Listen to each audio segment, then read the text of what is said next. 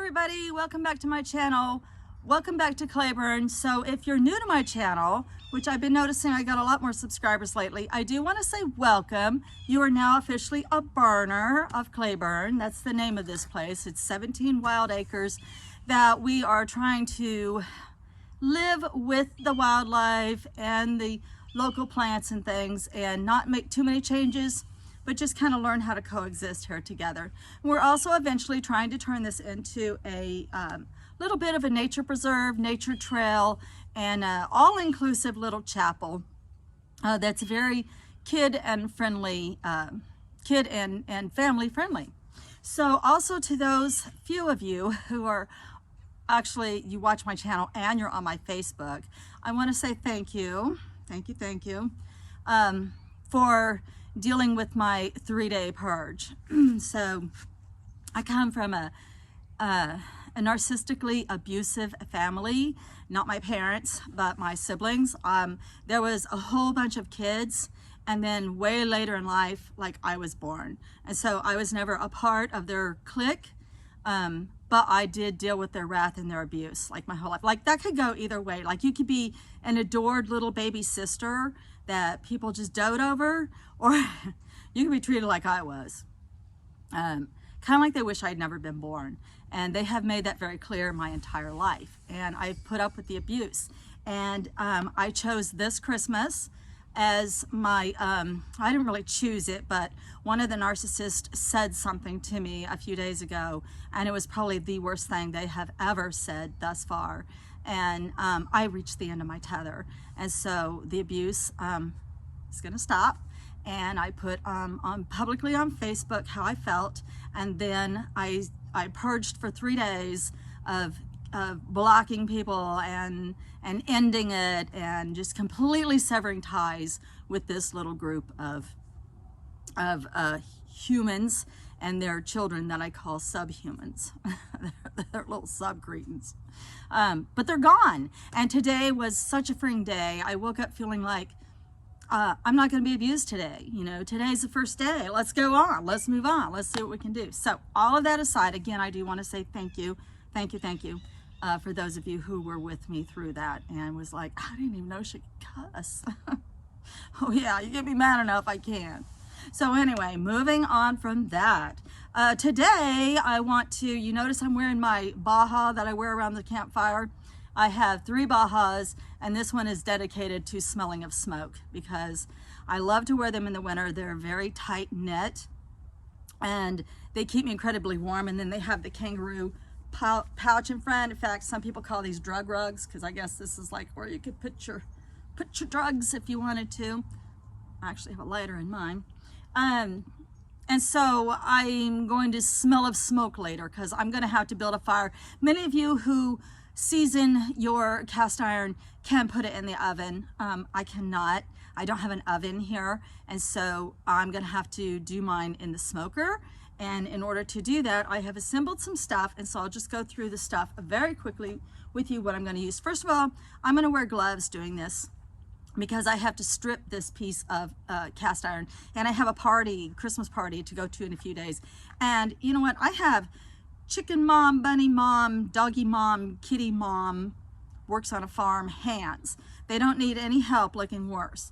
So I don't want the rust stains on my fingers at this party, so I'll be wearing gloves for this. Okay, so to get the rust off of my beautiful Dutch oven, I'm going to be using a combination of vinegar and water in a spray bottle, 50-50. And then we'll talk about that some more in detail in just a minute. I needed things like so that I can make a fire because I am going to season it with heat. And then to do the actual scrubbing, like I said, I have my gloves, and then I have a couple of things that are going to help me. I have a Scotch-Brite heavy-duty scour pad, and I have this little brush that I just picked up at the Dollar General for $2. And you'll notice like the bristles are not terribly stiff. So I'm going to come back in just a minute. I'm going to talk about why we're not going to use steel wool.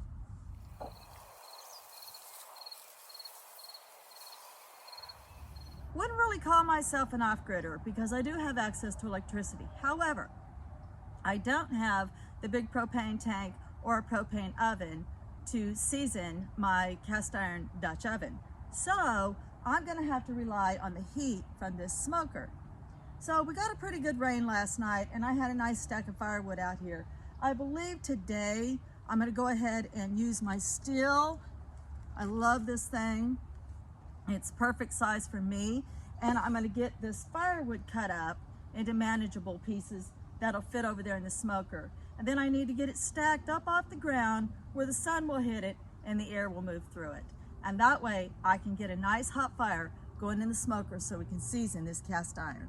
I think that this space is going to be perfect for my personal firewood. I've never had an area just for my stack of firewood before. And so I like that the morning sun is going to hit this. You can see the shadow on the tree behind me.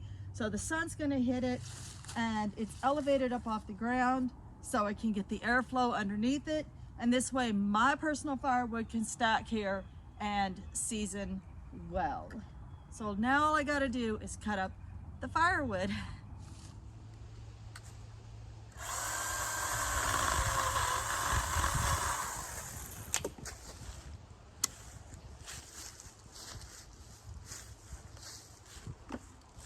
Okay, so a couple of things about cast iron. The first one is really obvious. I want you to see how black this is. This cast iron's been painted. Like, sometimes it's not this obvious. Like my collector was telling me, sometimes you really got to take a second look.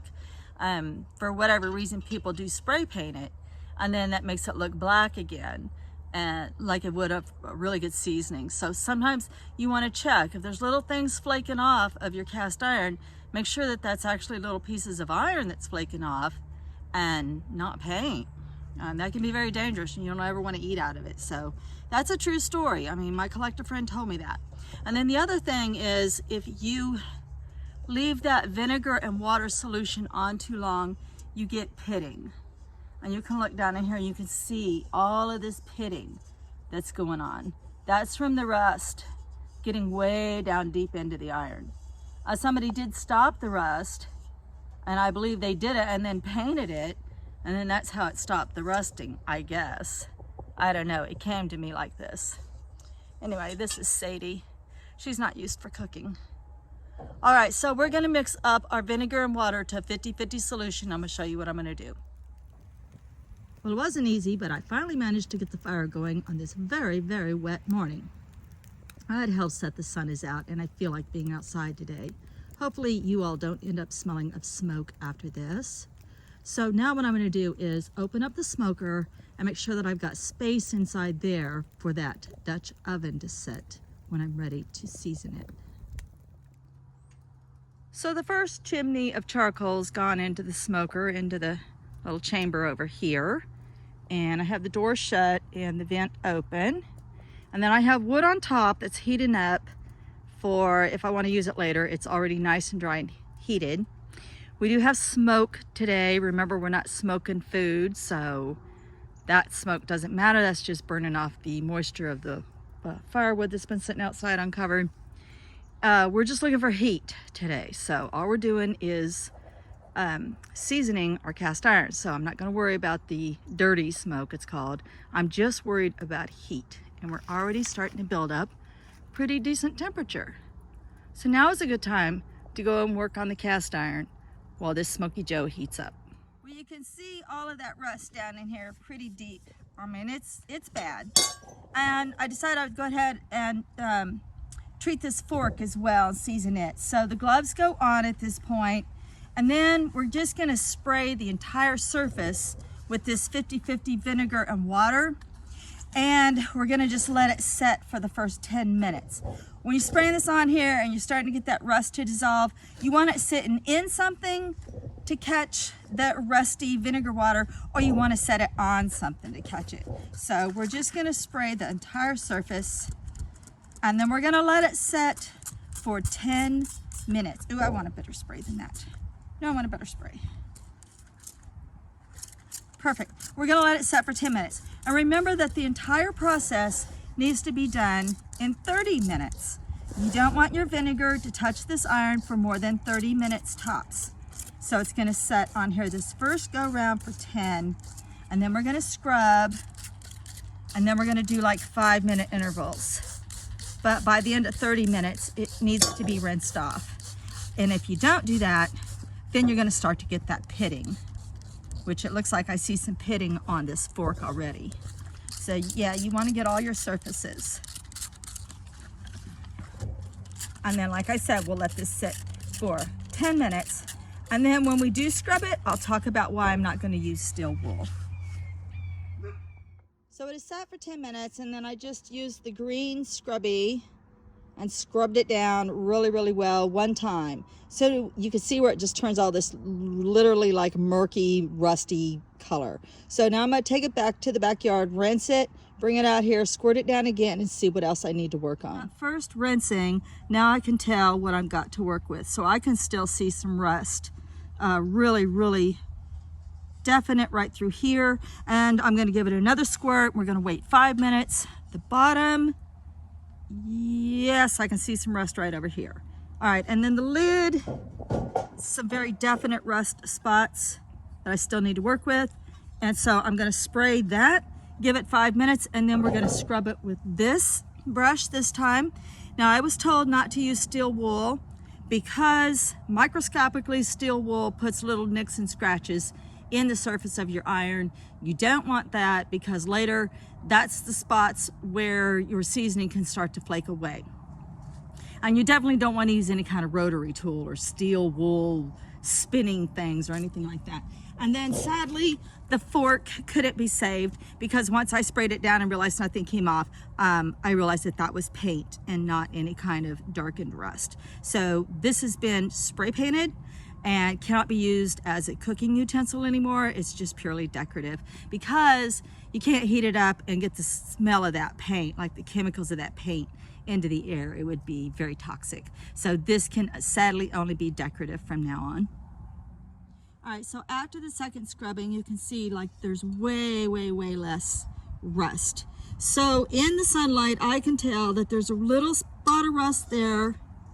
It looks like some still around up high. Maybe 1 or 2 other spots.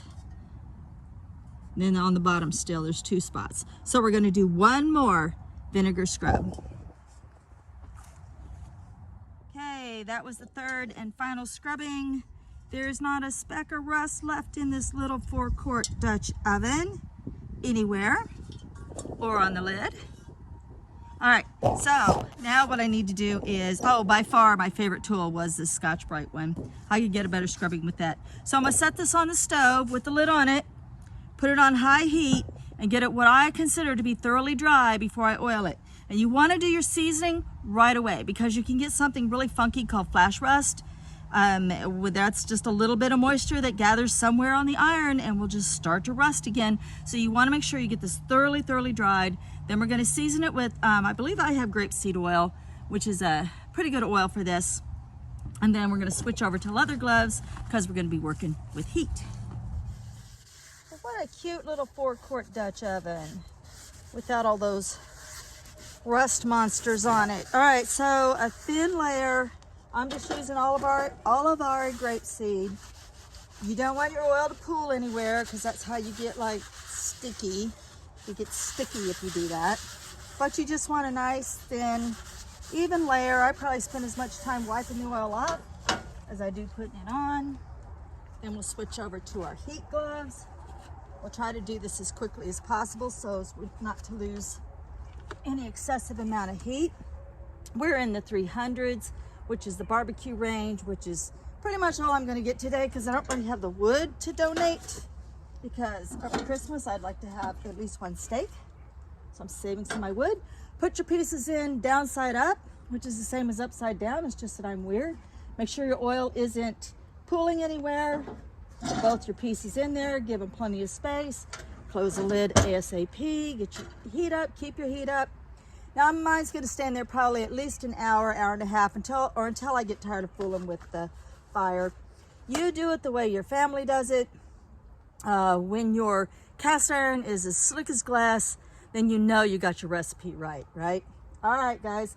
I would show the after, but I do need to clean up all this mess. The animals are getting restless. It's time for everybody to be put to bed. The sun is getting very low in the sky.